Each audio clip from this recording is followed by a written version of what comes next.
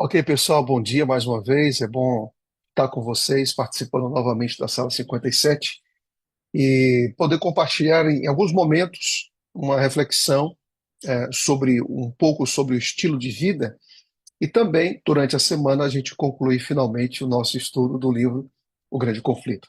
Eu sei que a Sala 57 está em muitos lugares. Já estive fora, em alguns países aqui fora da América do Sul esse ano, e é incrível a gente perceber, pastor, eu conheço o senhor da Sala 57. É muito bom saber. Eu estive agora há pouco tempo na França, na Suíça e também na Inglaterra, e eu fiquei muito feliz em saber que muita gente querida, aliás, se alguns estiverem aqui, um abraço, foi muito bom ter vocês há pouco tempo atrás e poder compartilhar algumas experiências de vida, de ministério com vocês.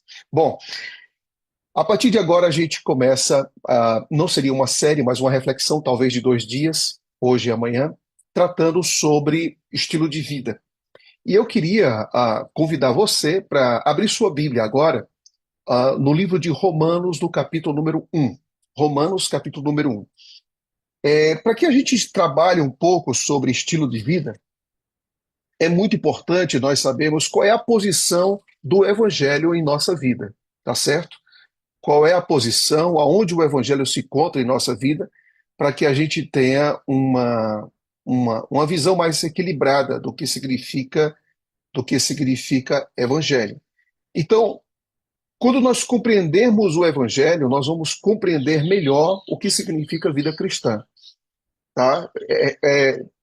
Por favor, compreenda essa frase. Quanto melhor você compreende o que é Evangelho, você também vai compreender o que é a sua vida cristã. Então, eu não tenho que compreender primeiro o que é estilo de vida para depois entender o que é o Evangelho. Eu preciso primeiro entender o que é Evangelho e depois viver esse Evangelho, o sentido, o propósito ah, que Deus tem para nós, quando nós compreendemos a viver à luz daquilo que é revelado nas Escrituras sobre o Evangelho. Então, Romanos, capítulo número 1, em versículo 16, Paulo diz assim, preste bastante atenção nisso. É um verso conhecido, mas merece sempre uma reflexão. Olha o que diz. Pois eu não me envergonho do evangelho, porque é o poder de Deus para a salvação de todo aquele que crê, primeiro do judeu e também do grego. Paulo, ao falar do evangelho em um mundo complexo, carregado de misticismo, de superstições, de filosofias e ao mesmo tempo de racionalismo, de tantas coisas no contexto em que ele aparece, é incrível Paulo se posicionar e se posicionar de uma forma assim tão ousada, tão destemida, ao afirmar que o evangelho é para Paulo um motivo de orgulho no sentido de prazer, de alegria, de gratidão, de contentamento, e não de viver oculto, não de ter um evangelho que não tem, que você tem medo de expor, que você tem medo de declarar-se daquilo que de fato ele é para a sua própria vida. Então, Paulo diz que o evangelho, ele é o poder de Deus para todo aquele que crê. Agora, por que que o evangelho é importante? Porque no evangelho, Deus revela algo. Você não pode ler o capítulo 1, versículo 16, separado do 17. Então, o versículo 17, Paulo afirma: visto que a justiça de Deus se revela no evangelho. Então, quando nós lemos o Evangelho, nós vamos encontrar em sua essência a justiça de Deus, ou seja, não há nenhum homem justo, nenhum sequer, Paulo também afirma isso em Romanos, e depois Paulo diz o seguinte: se eu estou perdido e eu preciso de socorro, eu preciso de ajuda, quem é que pode me ajudar? Quem é que pode me tirar da condição de perdição, de desorientação? Quem pode fazer isso? Deus pode fazer isso. E ele faz isso através do Evangelho, porque o Evangelho fala daquilo que Deus faz pelo ser humano. Escute bem isso. O Evangelho revela aquilo que Deus faz pelo ser humano e o ser humano não pode fazer por si próprio. O ser humano não pode se justificar. Isso é impossível para o ser humano. Mas Deus, com a entrega do seu filho e com a fé, que é um dom que ele também nos dá, ele faz com que a gente tenha condições de aceitar essa justiça e vivemos então o Evangelho. Então, compreenda essa sequência. Paulo diz: eu não me envergonho do evangelho, porque o evangelho é o poder de Deus, e nesse evangelho se reflete, perdão, a justiça de Cristo, a justiça de Deus para salvar o ser humano. Então, é aquilo que nós recebemos. O evangelho nós recebemos para então termos essa experiência de perdão, de restauração, de vida convertida. Agora, o que, o que é a vida cristã? É consequência disso. É consequência disso. O que nós fazemos, ou o que Paulo diz também, né? Comer, quer comais, quer bebais, ou façais qualquer outra coisa, isso é consequência do evangelho, tá? Então, tudo que nós fazemos, inclusive evangelizar, inclusive pregar para outras pessoas, é consequência de ter aceitado esse evangelho. Quando você vai para a igreja adorar, quando você guarda o sábado, quando você lê Bíblia, é consequência da aceitação desse evangelho. Quando você resolve cuidar do seu corpo, manter a sua consciência limpa, como diz lá os desbravadores, quando você procura ser fiel, procura ser obediente, isso é consequência do Evangelho. Tá? Por isso que quando Jesus Cristo fala que a gente deve pregar em testemunho a todas as nações, esse testemunho que ele está se referindo ali, nada mais é a consequência do Evangelho, aquilo que o Evangelho fez em sua vida, e por isso você testemunha. Quando Paulo fala em Atos, no capítulo 20 de Atos, né, 20 e 24, e ele fala do Evangelho, né, ele diz isso também. Abra sua Bíblia, é, em Atos, capítulo número 20, e versículo 24, Paulo fala que o evangelho a ser pregado nada mais é esse testemunho, essa consequência dessa vida que foi restaurada em Jesus Cristo. Veja o que ele diz aqui. Atos, capítulo número 20 e versículo número 24, ele diz assim: porém, em nada considero a vida preciosa para mim mesmo, contanto que complete a minha carreira e o testemunho e o ministério que recebi do Senhor Jesus para testemunhar o evangelho da graça de Deus. Então, quando você está pregando, quando você está indo para a igreja, quando você guarda mandamentos, quando você obedece sábado, quando você entrega dízimo, quando você cuida do seu corpo, isso simplesmente é uma testemunha. É consequência daquilo que o Evangelho fez em você. Então, se a gente não posicionar o Evangelho no seu devido lugar, a gente vai ter problemas. A gente vai ter problemas. Porque a gente vai começar a pensar que a vida cristã é a minha performance, é o meu desempenho, e o Evangelho foi só aquilo que eu aceitei. Agora eu preciso fazer a minha parte. Claro que a gente tem que fazer a nossa parte, mas nesse sentido aqui, a gente tem que entender que a gente faz a nossa parte porque Jesus já fez a parte dele. E aquilo que Jesus Cristo fez por nós já foi suficiente. E o que nós fazemos é consequência do recebimento do Evangelho. Se o Evangelho estiver posicionado na sua vida de maneira correta, ou seja, tudo que você é consequência daquilo que Cristo fez por você na cruz. Tudo que você é e tudo que você faz é consequência daquilo que Cristo já fez por você. Tudo, absolutamente tudo. Então, o Evangelho, quando você para pensar assim, pastor, qual o sentido do Evangelho? O Evangelho para nós tem formato de cruz.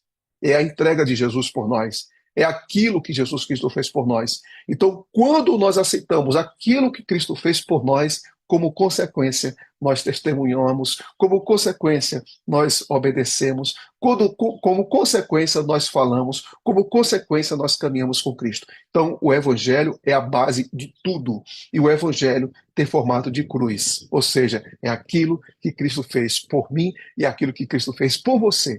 Ou seja, é uma ação passada que eu aceito aquilo que Cristo fez e, como consequência, eu me entrego e tento me identificar com Ele o máximo possível da minha vida. Está claro isso para vocês? Essa compreensão tá clara? Então, o Evangelho, o que eu sou e o que eu faço não é para conseguir algo, é consequência daquilo que Cristo já fez na minha própria vida. Então, quando Cristo ele aparece dessa maneira como Salvador da minha vida, eu também preciso tê-lo como Senhor. Então, tê-lo como Senhor é dizer que tudo, tanto a motivação como o propósito da minha vida, tudo tem que girar em torno de Cristo Jesus. Então, por isso que ele é o alfa e o ômega. Então, aquilo que me motiva tem que ser cristocêntrico. E o meu propósito da minha vida também precisa ser cristocêntrico. Então, Colossenses, abra sua Bíblia em Colossenses, Paulo agora apresenta essa soberania de Cristo ao afirmar algo muito importante. Talvez um dos versos mais lindos, mais poderosos, mais inspiradores da Bíblia é esse que a gente vai ler aqui agora. Capítulo número 1 de Colossenses, e o versículo é o versículo de número 16. Capítulo 1 e versículo de número 16. Veja o que Paulo afirma aqui. Ele diz assim: pois nele foram criadas todas as coisas. Então, aqui, coisas animadas, inanimadas, visíveis e invisíveis, tudo foi criado por ele. E aqui diz: nos céus e na terra, as visíveis, as invisíveis, sejam tronos, sejam soberanias, quer principados, quer potestades. E olha como Paulo encerra esse poder criativo de Jesus Cristo. Ele aponta agora essa criação para aquilo que é o propósito da criação. E aqui diz: tudo foi criado por meio dele e para ele. Então, isso quer dizer que o fim da criação não é o ser humano. O fim da criação é a soberania de Cristo. Cristo é soberano. Então, aquilo que foi criado deve estar girando em torno do Criador, Jesus Cristo. Então, perceba duas coisas. Quando nós falamos de evangelho, é aquilo que Cristo fez por nós como nosso Salvador, porque ele revela a sua justiça, algo que nós não temos em nós mesmos. E quando nós nos entregamos a Jesus Cristo, nós vivemos as consequências do evangelho. E dentre essas consequências está: Cristo se torna agora o centro. No trono da vida, não vivemos mais. No trono da vida, quem vive é Jesus Cristo. E aí você vai ter uma luta muito grande no seu coração, porque o grande desafio da sua vida é: quem está reinando? Quem está tomando conta da sua vontade? Quem está liderando os seus desejos, os seus sentimentos? Quem está administrando a sua existência? Quem é o Senhor das suas escolhas? E aí, Colossenses diz: agora nós vamos ter Jesus Cristo como Senhor, em que ele reina de forma soberana e absoluta em nossa vida. Bem, compreendendo isso nessa introdução, a gente queria tocar em um tema que algumas pessoas têm dúvidas e outras pessoas, eu não sei se, infelizmente, não vai dar para a gente trabalhar o tema completo agora, a gente vai ter que dividir isso hoje e amanhã. A gente vai tocar num tema que algumas pessoas perguntam, outras pessoas questionam, outras pessoas dizem que a igreja não está mais interessada em falar sobre isso, mas a gente está sim interessado em falar sobre isso, porque isso também é importante e é bíblico, é por isso que a gente toca. E é por isso que nesse momento nós vamos aqui fazer uma reflexão sobre o uso de joias, sobre pode-se usar, não pode-se usar, qual é a importância disso, se é bíblico ou não, se a gente pode incentivar, se a gente tem que ser indiferente a isso nas igrejas e assim vai. Sempre que a gente fala de estilo de vida, a gente tem que ter muito cuidado para não ir para um caminho em que a forma é mais importante do que a essência. E eu falei para vocês aqui que a essência é o Evangelho, é aquilo que Cristo é aquilo que Cristo faz em nossa vida e a soberania dele em nosso coração. O que nós fazemos para Cristo é consequência disso. Então, nós não podemos aqui colocar nenhum tipo de justificação fora da pessoa de Jesus Cristo. Então, o que nós estamos trabalhando aqui, o que nós vamos trabalhar aqui é simplesmente algo didático que procura resgatar princípios que estão ligados, claro, aos nossos valores também. Então, a primeira coisa que é importante considerar quando nós falamos sobre estilo de vida é a soberania de Jesus Cristo. Esse foi o ponto que a gente acabou de apresentar. Tá? Mais uma vez, algumas pessoas, perdão, aqui, algumas pessoas perguntam: pastor, tem redes sociais, está aí, PR Lucas Alves, quer me seguir no Instagram, tá aí, PR Lucas Alves, você sempre será bem-vindo, tá? Bom, então, como eu disse, que a primeira coisa que nós precisamos compreender é: Cristo é soberano, porque é Senhor e Salvador da nossa vida.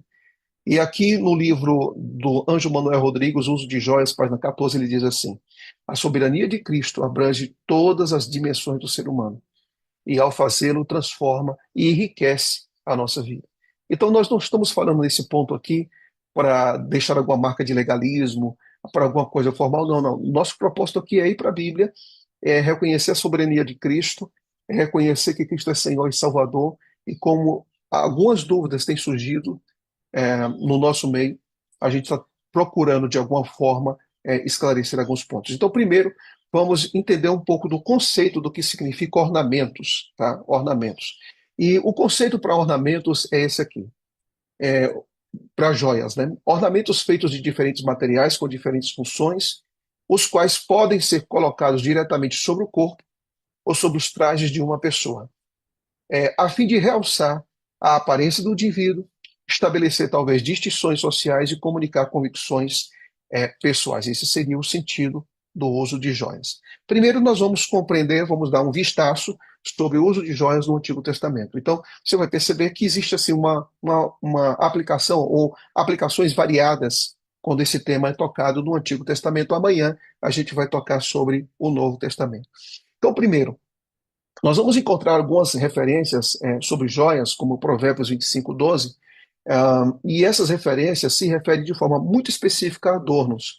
Então, as referências para esses ornamentos são fivelas, são brincos, são anéis, ornamentos que são colocados também no pescoço, no busto das mulheres também, como também argolas, como pulseiras, como colares, como outros que a gente pode encontrar. Agora, é interessante que quando você parte para o Antigo Testamento, você percebe que o, o uso de joias ele também está ligado a uma atividade religiosa, como, por exemplo, o sumo sacerdote que utilizava, sim, um, um, uma espécie de joias, tanto na cabeça como também no seu peitoral.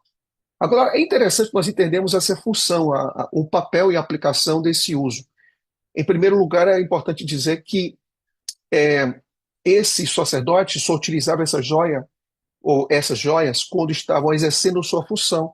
E outro detalhe, essas joias só eram utilizadas dentro do santuário. Então, em primeiro lugar, ele não poderia usar essas joias assim no seu dia a dia. Em segundo lugar, ele não poderia usar essas joias fora do santuário. Então, esse uso de forma bem particularizada se restringia, se limitava à sua função, ao seu papel. Então, aqui, além disso, você vai perceber que ao usar essas joias, eles tinham um certo simbolismo e uma certa representatividade. Então, primeiro, o simbolismo das joias, que cada peça, cada pedra significava ali no seu peitoral uma tribo de Israel, e quando ele carregava no peito, ele apresentava uma certa espécie de intercessão. É interessante nós compreendermos que o propósito básico desse traje era embelezar o líder religioso, tá certo? Naquilo que ele está fazendo. Mas só que quando você traduz o termo que é utilizado para o uso de joias de forma específica aqui para o sacerdote, também tem um lado negativo. E esse lado negativo é quando, em Isaías 3:16 a 23, as mulheres israelitas colocavam esse tipo de joias para se embelezar e para atrair a atenção para a sua condição e o seu status social. Então, perceba que a mesma palavra tem sentido aqui, um sentido positivo, que era a beleza daquilo que o sacerdote representava ao utilizar sua função dentro do santuário, e volto a repetir, só no santuário, só com aspectos simbólicos, tanto a, a, o peitoral, quanto também essa espécie de coroa que ele utilizava, que significa que acima estava escrito santidade ao Senhor, tudo para o interior do templo. Agora, quando você pesquisa um pouco mais, você vai perceber que as próprias moedas não havia uma produção de moedas, né, nem de papel, e praticamente moedas eram extremamente restritas naquela época. Elas existiam, mas eram muito poucas. Então, era comum as pessoas utilizarem joias como uma espécie de moeda. Então, de acordo com a Bíblia, né, o servo se aproxima de Rebeca para falar do futuro noivo dela, dos planos futuros do casamento para ela, e entrega para ela várias coisas, né? Várias coisas. E dois elementos da narrativa sugerem que essas joias lhe foram dadas por conta do serviço que foram prestados quando ele chega ali com o camelo, depois com a comida que é dada para a ração que é dada para os animais e também a hospedagem que ela recebe. E claro, existe uma espécie aqui de segurança para gerar confiança em Rebeca de que, de fato, ela está segura de que o seu futuro noivo tem condições de sustentá-la. Mais uma vez, a gente olha agora para esse aspecto das joias, ligado também ao seu status, à sua pompa, né? As joias eram usadas para indicar a condição econômica ou financeira de uma pessoa. Isso você vê em 2 Crônicas 32 e 1 Reis, capítulo número 10. Quando se faz uma descrição muito grande daquilo que Abraão possuía, por exemplo, é dito que além de todas as coisas que ele possuía, ele também possuía prata, ele possuía ouro, e muitas vezes essas pratas e essa prata, perdão, e esse ouro vinha também no formato de joias. Bem, quando você olha para a experiência dos israelitas que saem do Egito em fuga, existe uma batalha. Você sabe que existe ali uma batalha espiritual.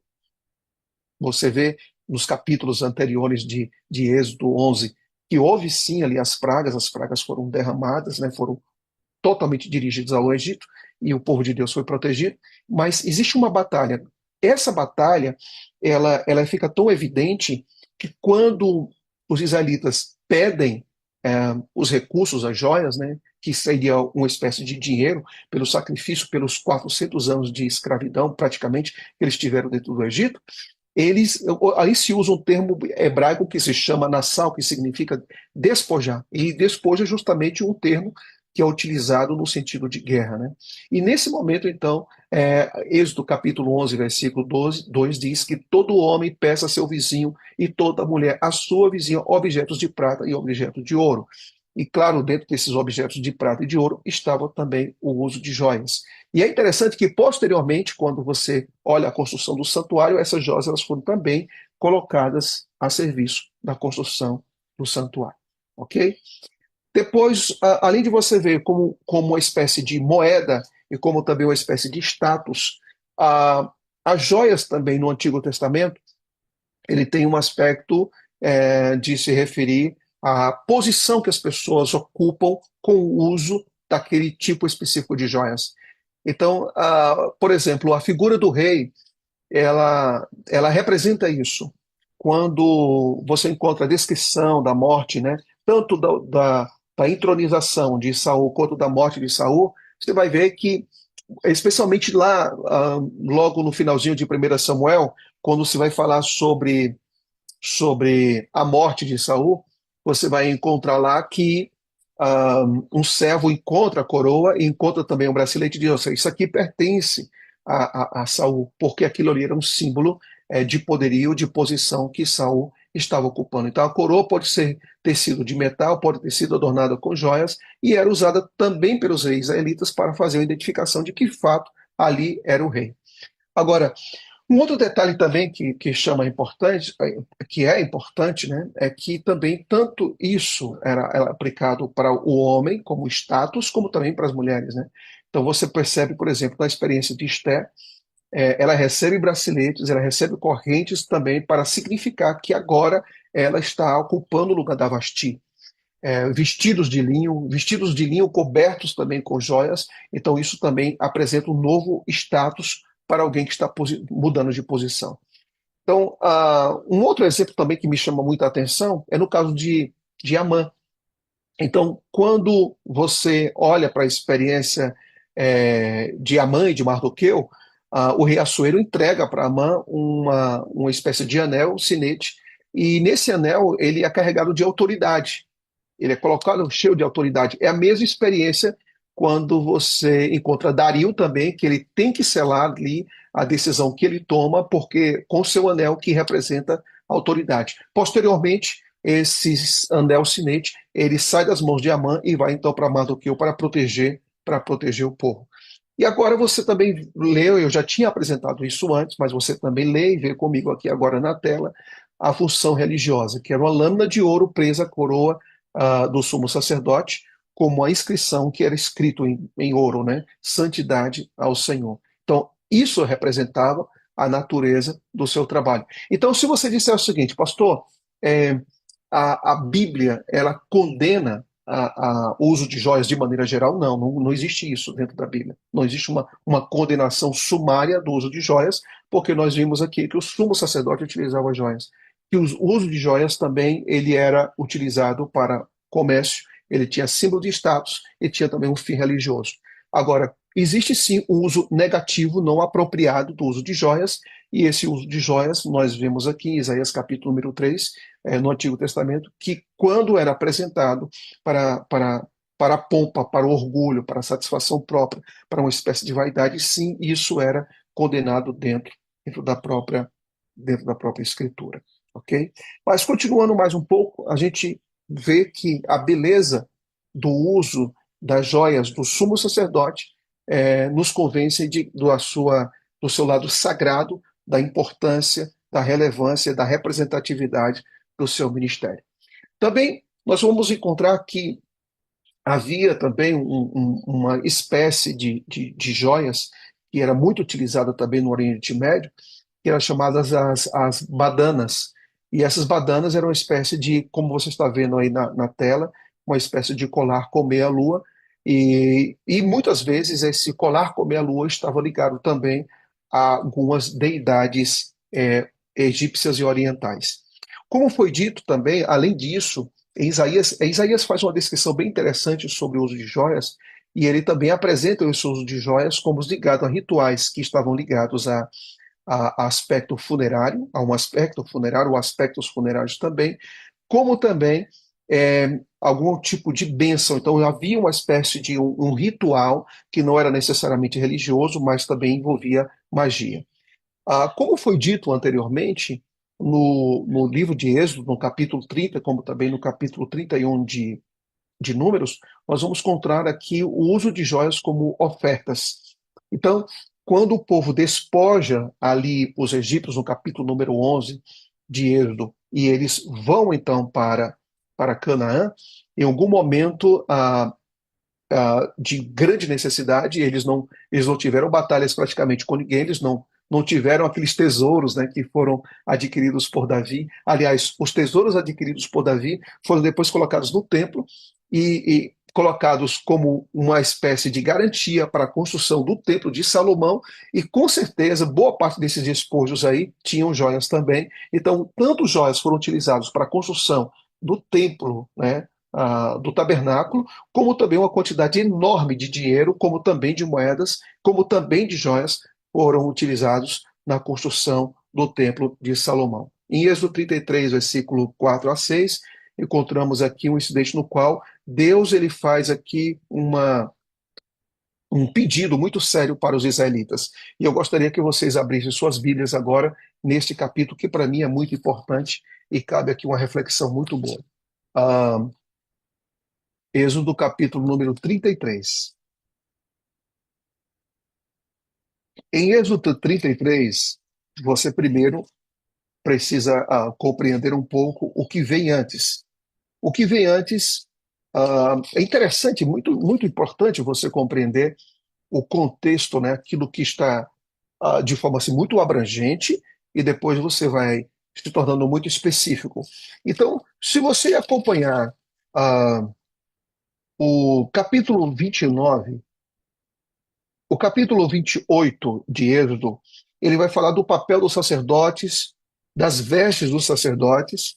O 29 vai falar sobre os sacrifícios para cada cerimônia. E depois você vai encontrar no capítulo 30 a descrição dos móveis, ou seja, tudo aqui que você vê é santuário, tudo é santuário. Depois, os artífices, como eles fazem essas obras. Então, no capítulo 29 até o 31, você tem aqui a descrição de quem vai oficiar no santuário e o que é o santuário, qual é a dinâmica do santuário. Mas o que é incrível aqui, apesar de uma descrição tão detalhada e tão rica e tão bela do santuário e de suas funções, no capítulo 32 você tem a descrição da apostasia do povo. Que contraste enorme, né? Que contraste enorme. Então, do capítulo 29 ao 31, você vê uma exclusiva descrição do santuário. Isso começa um pouco antes, né? Até chegar à apostasia. Então, quando você entra no capítulo número 33, você vê Deus diretamente falando com Moisés, e Deus está ah, dizendo para Moisés: cuida do povo, orienta o povo, porque o povo já está em apostasia. E Ah, e então Moisés diz para o povo aquilo que eles devem fazer. Ou seja, qual deve ser a postura diante de um quadro que é muito bem descrito no capítulo 33, no versículo 1 em diante, que diz assim: Disse o Senhor a Moisés: Vai, sobe daqui, tu e o povo que tiraste da terra do Egito, para a terra a respeito da qual jurei a Abraão, a Isaque e a Jacó, dizendo: A tua descendência darei. Enviarei o anjo diante de ti, lançarei fora os cananeus, os amorreus, os heteus, os amorreus, os ferezeus, os heveus e os jebuseus.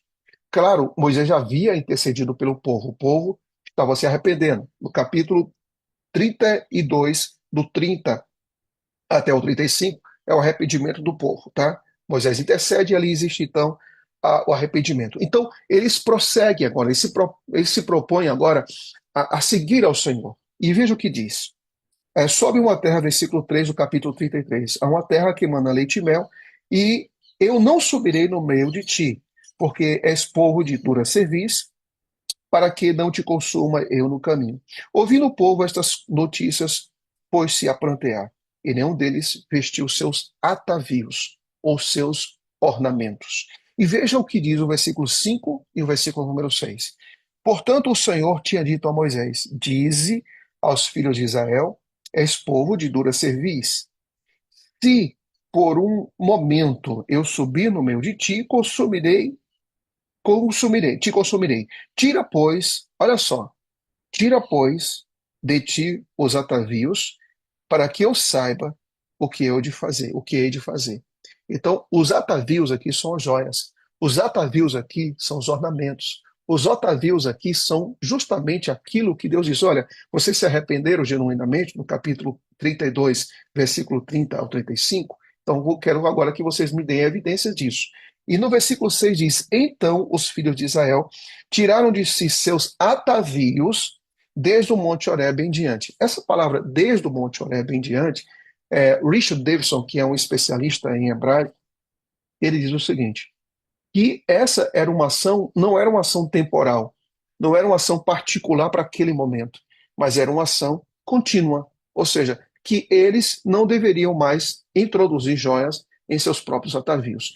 Eu diria que quando você estuda sobre atavios e joias dentro do Antigo Testamento, você percebe que existem essas distinções, mas que existe uma reeducação para o povo. Ou seja, não existe um estudo muito direto, mas quando você vai passeando, estudando os diferentes livros, os diferentes textos da Bíblia, você percebe sim que existe uma espécie de posicionamento e de clareza dentro do texto quando se fala do uso de joias. Então, é muito importante considerar esse verso, o 33, versículo número 6, que diz que a partir daquele momento eles não utilizavam mais. E também se diz também que quase todas as vezes, quando o povo ele caía numa espécie de apostasia, esse tipo de recurso, né, de atavios, ele era utilizado novamente. Então a gente tem a experiência do bezerro de ouro, tem um arrependimento, e existe uma evidência desse arrependimento, que era também deixar o uso de joias. No livro O Uso de Joias, do Ângelo Manuel Rodrigues, ele diz mais ou menos isso, que as descobertas arqueológicas sugerem que as joias não eram habituais entre os israelitas. Não era algo comum. Já se comentou que Israel, em muitos aspectos, deve ter parecido com uma nação puritana no mundo antigo, não só no culto e na moral, mas até mesmo no seu vestuário. Então, um outro detalhe também que é importante, fazendo aqui uma retrospectiva, ou seja, voltando para muito tempo atrás, você percebe também que quando Adão e Eva foram criados, né, Deus não colocou nenhuma espécie de joias, né? As joias estavam lá, mas as joias não estavam sobre o corpo de Adão e Eva. Os seus corpos não carregavam joias quando Deus os fez à imagem e semelhança dele. Mas quando Deus colocou as joias, quando você vai para a Bíblia, em Gênesis, capítulo número 2, Deus coloca as joias na terra, Deus não coloca as joias no corpo. Então, quando você abre a Bíblia, no capítulo número 2 e versículo número 12, você vai ver o seguinte, quando fala sobre a terra de Havilá, onde há ouro, né? Então, o ouro, o bidélio, o ônix, essas colocações logo na criação, não são colocadas em cima dos corpos humanos, mas sim, era simplesmente para fazer um adorno da própria terra, né? Esse era o papel. Bem, gente, quando a gente olha para essa visão do Antigo Testamento sobre o uso de joias, você tem as joias aparecendo, né? Os materiais para se compor joias a gente encontra logo na criação, ali na terra, em Gênesis capítulo número 2. Depois a gente começa a entender que o uso de joias é uma espécie de segurança, né, que as pessoas tinham quando se fazia negócios, era utilizado como moedas, era utilizado também como aspecto simbólico, era também utilizado como aspecto de status, e quando nós olhamos para Êxodo no capítulo número 33, nós vemos que o povo deveria deixar esse uso de joias se eles quisessem ter uma experiência mais profunda com Deus. Essa primeira parte nós concluímos aqui. Antigo Testamento. Amanhã nós vamos entrar um pouco mais sobre o uso de joias no Novo Testamento e vamos entender um pouco da sua variedade desse uso, das suas expressões, da sua forma em que é colocada no Novo Testamento, mas você vai perceber que existe praticamente a mesma essência, porque o antigo e o novo não entram em compatibilidade. Mas lembrando daquilo que foi dito logo no início, o mais importante do Evangelho é que o que nós fazemos do Evangelho não é para alcançar absolutamente nada. Cristo já alcançou tudo por nós na cruz de Cristo, na sua própria cruz. O que nós fazemos é consequência da aceitação daquilo que ele já fez. Ninguém é justificado pelo não uso de joias, nós somos justificados pelo sangue do Cordeiro. E quando nós vivemos pelo sangue do Cordeiro, nós o colocamos como soberano da nossa vida. E como soberano da nossa vida, nós vamos também compreender e estudar as Escrituras para tentar, por sua graça, nos alinhar o máximo à sua vontade, ao seu querer e aos seus planos para a nossa vida. Que Deus nos abençoe, que Deus nos guarde, que a gente tenha uma ótima semana. E se Deus quiser, amanhã na sala 57, segunda-feira, a gente se encontra novamente aqui para estudar joias no Novo Testamento. Deus abençoe a todos. Vamos orar, pastor? Oremos. Pai Santo e Pai querido, obrigado pela vida. Obrigado porque aquilo que o Senhor faz em nossa vida é algo completo. E nós te agradecemos porque o Evangelho nos alcançou. Nos ajuda, Senhor querido, a termos Cristo como soberano da nossa existência, submetendo nosso corpo, nosso coração, nossa mente ao Senhor, submetendo os nossos pés, as nossas mãos, mas acima de tudo, submetendo a nossa vontade ao Senhor. Que o Senhor nos oriente, que o Senhor nos capacite, que o Senhor nos dê clareza de mente, que o estilo de vida não seja um objeto de justificação própria, mas que o nosso estilo de vida seja consequência daquilo que Cristo já fez por nós na cruz. Abençoe essa sala e nos acompanhe hoje, em nome de Cristo. Amém. Muito obrigado, professor. Uma bênção. Quer ver a conclusão desse estudo? Vem amanhã, né? Que amanhã nós vamos